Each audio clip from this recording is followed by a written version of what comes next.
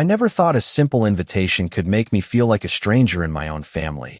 But the moment I stepped into my son's company ceremony, I understood something had already changed long before I arrived. The email had been polite, almost formal, asking me to attend a special corporate event celebrating Kevin Lawson's latest promotion at his firm in downtown Chicago. And I remember standing in my small kitchen in Ohio, holding that printed invitation longer than I should have, telling myself it was finally a sign that things were getting better between us.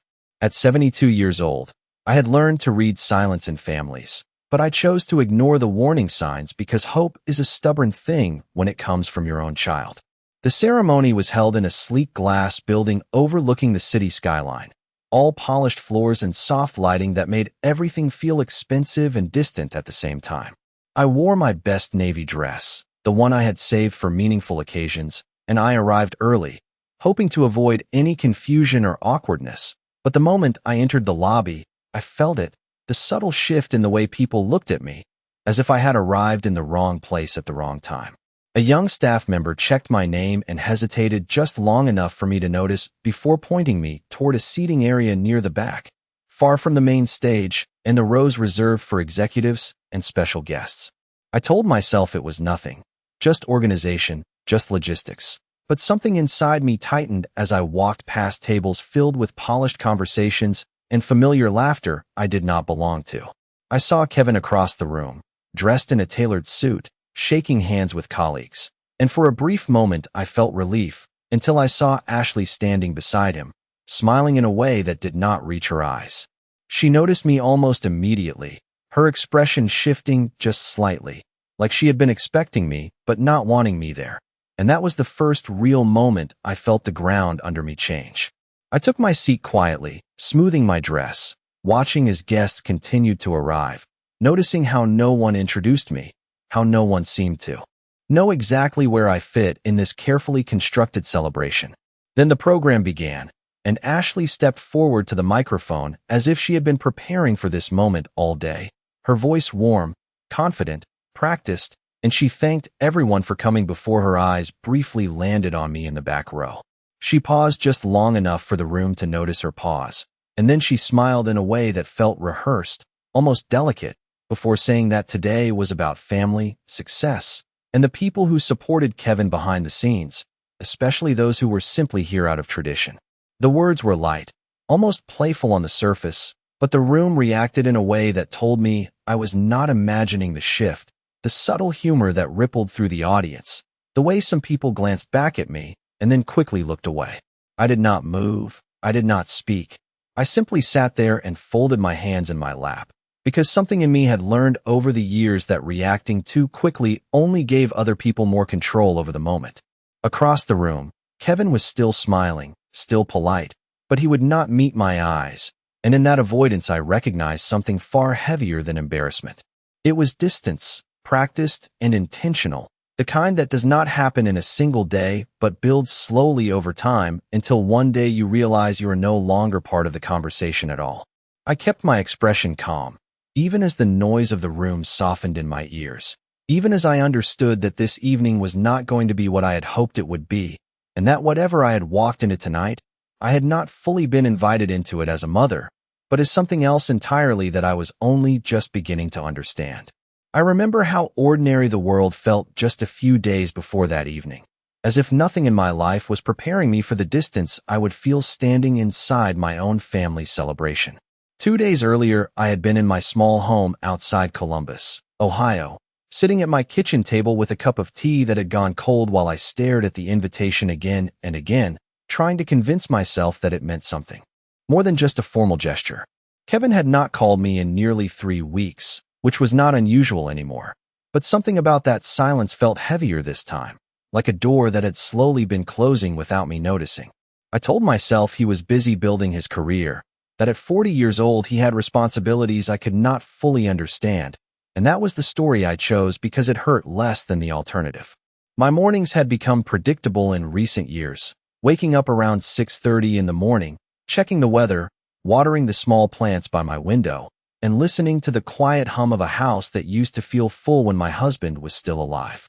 After he passed away, the silence had never truly left, but I had learned to live with it the way one learns to live with distant rain that never fully stops. That morning, I went through my closet searching for something appropriate to wear, not because I wanted to impress anyone, but because I still believed that appearance was a form of respect in family gatherings. I chose the navy dress because it reminded me of a time when Kevin was younger, when he used to fix my necklace before school events and tell me I looked like I belonged anywhere I chose to stand. I caught myself smiling at that memory, then quickly stopped, because memories like that had started to feel like they belonged to someone else's life. Later that afternoon, I drove slowly through familiar roads, passing the same grocery store, the same gas station, the same intersection where Kevin once learned how to drive, and I wondered at what point those shared places stopped meaning the same thing to him. When I arrived back home, I sat in my living room without turning on the television, just listening to the ticking clock that had become louder over the years, as if time itself had begun to insist on being noticed. I thought about calling him, rehearsed the conversation in my head, but each version ended with me saying nothing important enough to justify interrupting his day. That was the pattern I had accepted without realizing it, shrinking my words so they would fit into the space he left for me. The next morning I received a short message confirming the event details, nothing personal, just time, location, and dress code, and I remember how carefully I studied those few lines as if they might reveal something hidden between them. I did not realize then that I was not preparing to attend a celebration as a mother, but instead preparing to step into a place where my role had already been quietly rewritten without anyone telling me. I first noticed something was wrong the moment I entered the building, not because anyone said anything directly, but because of the way space itself seemed to shift around me as I walked through the glass doors.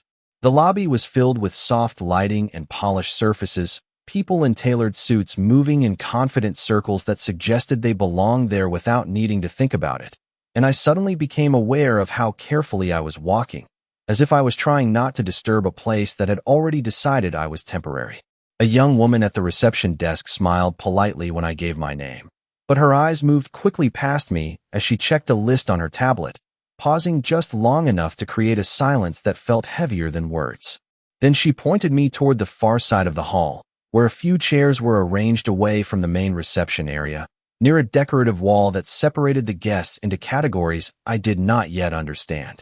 I followed the direction without argument, because I had learned over the years that asking too many questions in moments like this only made people more careful with their answers. As I walked, I passed clusters of conversations that paused briefly as I went by, then resumed in softer tones, and I could feel the unspoken awareness that I did not belong in any of them.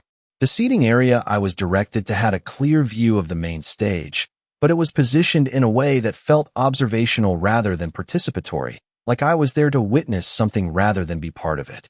I sat down carefully, smoothing my hands over my dress, and told myself it was just organization, just logistics, just the way corporate events worked.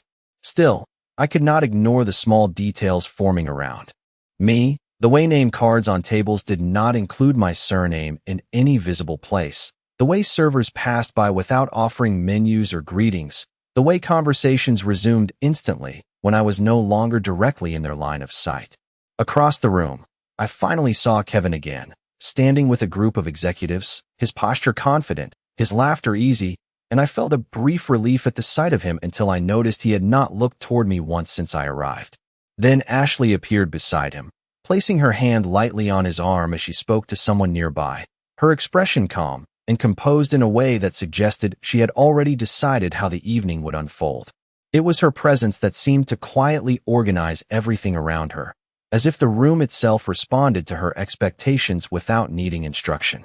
I watched as she moved toward the stage area, checking something with a coordinator, adjusting the microphone slightly, speaking with the ease of someone who had rehearsed not just her words but the entire atmosphere.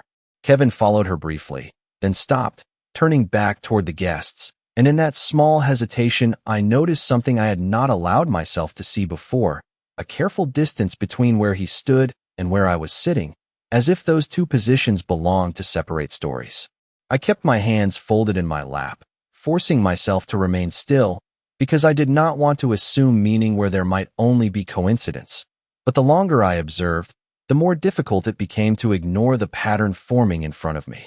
The room grew quieter as the program was about to begin, and I saw Ashley step fully into the center of the stage, smiling with practiced warmth as she greeted the audience and began speaking about achievement, partnership, and the importance of support systems behind success. Her voice carried clearly through the room, smooth and confident, and as she spoke, her eyes occasionally moved across the audience in a way that suggested she was aware of every reaction she was creating. When her gaze briefly landed on me, I felt a subtle pause in her expression, almost imperceptible, but enough to make the next words feel intentionally placed rather than casually spoken. She continued speaking, but something had changed in the tone, a shift that rippled through the room as a few guests exchanged quiet smiles that did not reach their eyes, and I realized then that I was no longer simply attending an event, I was being observed as part of it. I did not immediately understand what was happening, but I understood the feeling before I understood the reason for it. There is a particular kind of silence that does not come from absence of sound, but from the way people choose not to acknowledge you, and that silence began to settle over the room as Ashley continued speaking from the stage. She moved with calm confidence, thanking colleagues, acknowledging achievements, and building a narrative that seemed polished and carefully prepared. Yet beneath the surface, I could feel the subtle rearrangement of roles taking place in real time. When she spoke about family support, her eyes briefly shifted toward me again, and this time there was no uncertainty in her expression, only intention, as if she was guiding the room toward an understanding that did not need to be spoken directly. I remained seated, my hands resting gently in my lap, because I had learned long ago that reacting too quickly often gives others permission to define your reaction for you. Still, I could feel something tightening inside me, not anger, but recognition, a slow realization that I had walked into a space where my presence was already being interpreted for me by others. Around me, guests began to respond to Ashley's tone with soft laughter and approving smiles, the kind of reactions that form when a group unconsciously agrees on a shared understanding, even if that understanding is never fully explained. I noticed one or two people glance back in my direction before quickly turning away, as if acknowledging me too directly would break the unspoken agreement forming in the room. Kevin was still standing near the side of the stage, but now he had shifted slightly, placing himself closer to the group of executives who were applauding politely and further from where I was sitting, and I realized that. Even his position in the room was being used to signal alignment without a single word being spoken. Ashley continued speaking, her voice smooth and composed, and then she paused again, longer this time, allowing the silence to expand in a way that felt intentional rather than accidental. When she resumed, her tone carried a lightness that did not match the weight of what was being implied, and she made a passing reference to people who had supported Kevin in their own way, a phrase she delivered with a soft smile that drew more attention than the words themselves. I felt the room shift slightly at that moment, a collective awareness forming, and I understood then that I was no longer simply an attendee. I had become part of the narrative she was constructing. I looked briefly toward Kevin, hoping for even the smallest acknowledgement, but he kept his gaze forward, his expression carefully neutral, and in that stillness I recognized something I had not wanted to see before, not anger, not rejection, but avoidance that had been practiced long enough to become natural. The ceremony continued, but my attention narrowed, not outwardly dramatic, but inwardly precise, as if I was finally beginning to see the structure beneath the surface. Every gesture, every pause, every carefully chosen word from Ashley now seemed to connect into something larger than a speech, something that defined who belonged and who did not without ever stating it directly. I did not move from my seat, and I did not interrupt anything, but I became aware that my presence was no longer passive. It was being interpreted, measured, and quietly categorized in a space I once believed I was part of. I began to notice that the ceremony was no longer unfolding around me in a neutral way, but instead around a carefully constructed hierarchy that I had not been told about in advance, and that realization settled in slowly, like something heavy sinking to the bottom of still water. Ashley's voice continued to fill the room, smooth and controlled, but now I was listening differently, not to the words alone, but to the structure beneath them, the way she paused before certain phrases, the way she allowed silence to suggest meaning that was never directly stated. She spoke about legacy, about contribution, about the importance of recognizing those who build success quietly behind the scenes, and each phrase felt increasingly layered, as if it was designed to include some people while gently excluding others without ever naming them. I remained still in my chair, my posture calm, because I had learned that dignity in moments like this is often the only thing that cannot be taken unless you give it away. Around me, I could sense small shifts in attention, the subtle turning of heads, the quiet exchange of glances that confirmed a shared understanding forming among people I did not know. It was not hostility that filled the room, but something more controlled, something closer to social agreement, and that was what made it more difficult to ignore. Kevin had moved further toward the side of the stage, where he stood with two senior colleagues, and I noticed that his body language was deliberately composed, his hands folded in front of him, his gaze fixed somewhere beyond the audience rather than on anyone in it. He had always been able to appear composed under pressure, but this was different because there was no visible pressure, only distance, and that distance felt intentional in a way I could not misunderstand. Ashley stepped slightly forward again, adjusting her position so that she was fully centered under the stage lighting, and when she spoke next, her tone shifted just slightly, becoming warmer, more personal, as if she was now speaking directly to the emotional core of the audience. She mentioned family again, but this time in a way that felt selective, describing support systems that were always present, and I felt the phrasing settle uncomfortably in my thoughts because of what it implied without ever stating. A few people in the audience nodded subtly, and I realized that the narrative being built in front of me was already being accepted by those watching, not because it was aggressive, but because it was coherent and confidently delivered. I thought briefly about standing, about asking a question, about breaking the quiet structure that was forming around me, but something held me back, not fear, but a kind of clarity that told me this moment was not about interruption. It was about observation. I turned my attention briefly toward Kevin again, and this time I saw him glance in my direction for the first time, but only for a second, and even in that brief moment there was no invitation, only acknowledgement that ended too quickly to become connection.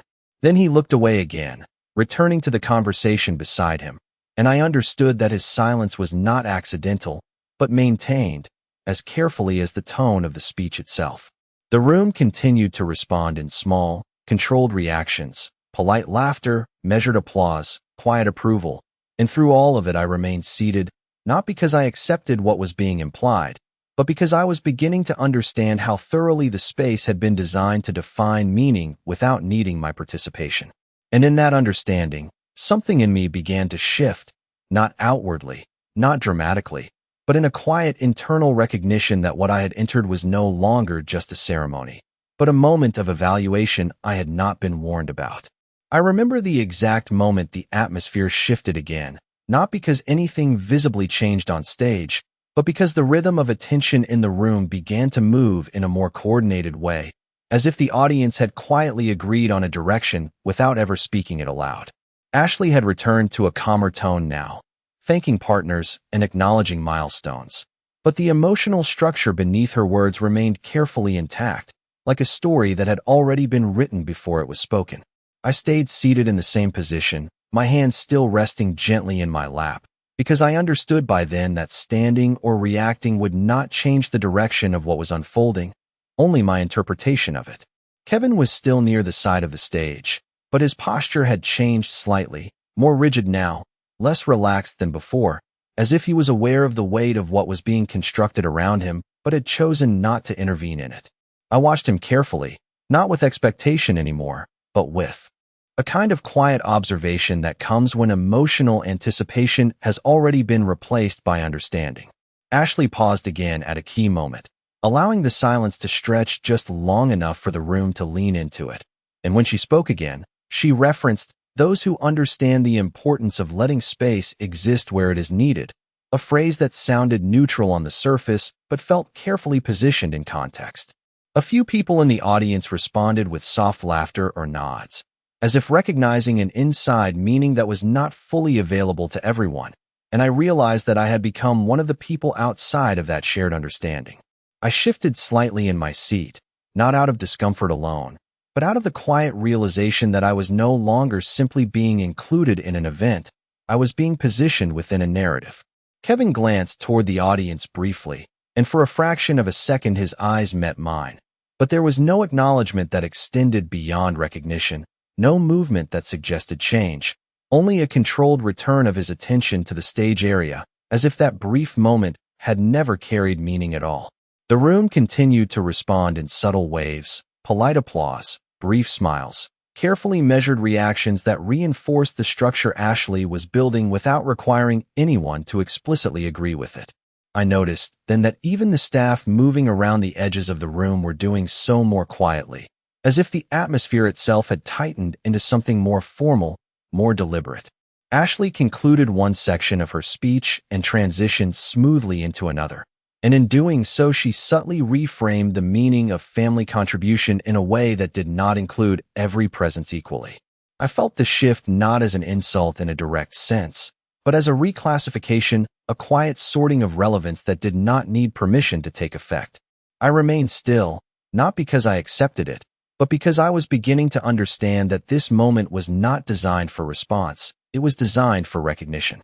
And in that recognition, something inside me settled into a different kind of awareness, one that no longer sought to interpret my place through others, but instead began to observe how easily places can be redefined without ever announcing that they have changed.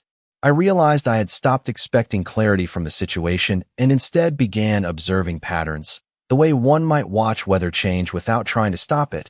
And that shift in perspective made everything around me feel both sharper and more distant at the same time. Kevin remained near the side of the stage, but now his presence felt more like a marker than a connection, something that confirmed physical proximity but not emotional alignment. Ashley continued speaking with steady control, and her voice now carried a softer cadence, one that suggested closure was approaching, even though nothing had truly been resolved or explained. I noticed how the audience adjusted their posture in response to that shift, leaning slightly forward or relaxing back into their seats, as if collectively sensing the direction of the narrative before it fully arrived. I stayed still, because movement no longer felt necessary in a room where meaning was being assigned without consultation. At one point, Ashley paused again and looked across the audience with a calm expression that lingered just slightly longer than before, and I could feel the room subtly tighten in anticipation of what would come next. When she spoke, her words referenced appreciation, structure, and the importance of clarity in roles within both professional and personal environments. And although the language remained polite and composed, the implication underneath it was becoming increasingly defined. I felt that implication settle into the room like a quiet agreement forming among people who had no reason to challenge it. Kevin shifted his weight slightly, then looked down for a moment at something in his hand, possibly his phone, though he did not interact with it, and that brief downward gaze felt more revealing than anything said aloud. It was not avoidance in the dramatic sense, but something more subtle, a decision not to disrupt a system already in motion. Ashley concluded her remarks with a composed smile and a final acknowledgement of everyone present, but even that acknowledgement felt structured, as if it was distributed unevenly across the room. I noticed how easily some people were included in that final recognition, while others, including myself, were mentioned only in general terms that carried no personal weight. Applause followed, measured and polite, and I remained seated as the sound filled the space, not because I was unsure of how to respond, but because I was beginning to understand that responding was no longer the point of this moment. Kevin finally turned slightly, not fully toward me, but enough that I could see his profile more clearly, and there was a brief hesitation in his posture that suggested internal conflict without offering resolution. But he did not move closer, and he did not speak, and that absence of action carried its own clarity. Around us, conversations began to resume at the edges of the room, slowly at first, then with increasing confidence, as the ceremony transitioned into its final social phase. I remained in my seat for a few more moments, observing how quickly attention redistributed itself once the formal structure had concluded, as if the narrative had been completed and everyone now knew where to return. And in that quiet transition, I understood that what I had experienced was not a sudden change in how I was seen, but the visible conclusion of something that had already been decided long before I arrived. I did not move immediately after the applause faded, because something in me understood that leaving too quickly would make the moment feel unfinished in a way I was not ready to process. The room had shifted into a softer rhythm now, the formal structure dissolving into scattered conversations, polite laughter, and the quiet sound of people returning to themselves after playing a role for an audience. I remained seated, observing how quickly certainty dissolves once performance ends, and how people instinctively reorganize into smaller, more comfortable clusters as if nothing significant had just occurred. Kevin was no longer standing in the same place near the stage. He had moved toward a group of colleagues near the side exit, his posture more relaxed now, but still careful, as if every movement continued to be measured even after the formal part of the evening had ended. I watched him from a distance, not with expectation anymore, but with a kind of quiet acceptance that was still forming inside me, slow and deliberate, like something adjusting to a new temperature. Ashley was speaking with a few guests near the center of the room, smiling easily, her tone now lighter, conversational, as if the earlier structure of meaning had never been anything more than a presentation. And I realized how effortlessly people can transition between roles once the framework that defines those roles disappears, leaving only surface interaction in its place. I slowly stood up, not because I had decided anything yet, but because remaining seated felt like staying inside a version of the moment that had already finished. As I moved toward the edge of the room, I passed by conversations that briefly paused as I approached, then resumed just as quickly once I moved past them, and I understood that attention in spaces like this is not held. It is assigned moment by moment, depending on relevance. No one stopped me. No one acknowledged me beyond brief, polite glances, and that lack of interruption felt more revealing than any direct statement could have been. I reached the corridor leading away from the main hall and paused for a moment, looking back into the space where everything had unfolded, now looking entirely ordinary again, as if nothing beneath the surface had shifted at all. Kevin's silhouette was still visible in the distance, partially turned away, engaged in conversation, and I realized that even from here, the distance between us was not physical anymore, but structural. It was a distance created by understanding rather than space. I did not feel anger in that moment, nor confusion, but a kind of quiet clarity that often arrives only after expectation has been fully removed. I adjusted my coat slightly, not as preparation to leave, but as a simple acknowledgement that I was no longer part of what was continuing behind me. And as I stood there for a few final seconds, I understood something that had not been spoken aloud at any point during the evening, that belonging is not taken away in a single moment, but quietly redefined over time until the final recognition feels less like loss and more like awareness. I did not leave the building immediately, even though my body had already moved beyond the main hall, because something about the transition from noise to silence felt too abrupt to accept without a moment of adjustment. I stood in the quieter corridor near the exit doors, where the lighting was softer and the sounds from the ceremony behind me became muted, almost distant, as if they belonged to a different version of time. Through the glass panels, I could still see fragments of movement inside the hall, people continuing conversations, laughter rising and falling in uneven waves, but none of it reached me in the same way anymore. It felt observational rather than participatory, as if I had stepped outside a frame I had only recently realized I was being held inside. I adjusted my coat slowly, not because I was cold, but because I needed something small and physical to anchor myself in a moment that no longer felt socially defined. My thoughts were not chaotic, but structured in a quiet, unfamiliar clarity, the kind that comes after emotional expectation has been fully replaced by understanding. I thought about Kevin again, not as a source of disappointment or explanation, but as someone whose distance had finally become fully visible rather than partially hidden. I did not look for him immediately, because part of me already knew where he would be, still inside that room, still positioned within the system that had just defined itself so clearly without needing to explain anything directly. After a few moments, I turned slightly and saw him through the glass, still engaged in conversation near the side of the hall, his posture composed, his gestures controlled, his attention distributed among people who were no longer including me in their immediate orbit. There was no dramatic moment of realization between us, no final confrontation, No sudden shift in expression that would have changed the meaning of everything that had just happened. Instead, there was only continuity, the same careful distance that had been present before, now simply confirmed rather than questioned. I understood then that clarity does not always arrive through words or actions, but often through the absence of them in places where they once might have mattered.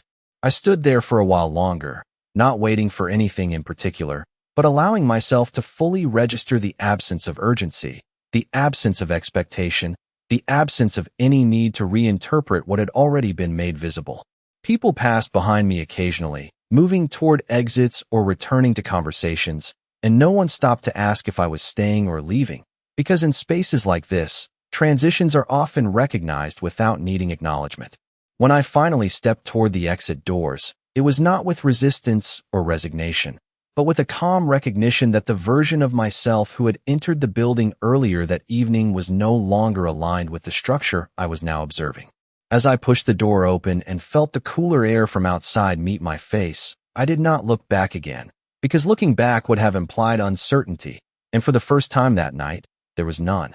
What remained was not resolution, but understanding, and in that understanding, I walked forward into the quiet without needing anything from the room I had just left behind.